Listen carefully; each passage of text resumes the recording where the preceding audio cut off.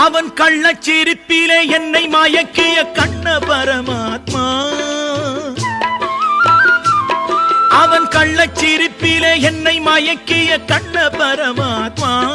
அவன் போட்ட விலங்கினில் மாட்டி தவிக்குது சின்னஞ்சிறு ஆத்மா, சின்னஞ்சிறு ஆத்மா.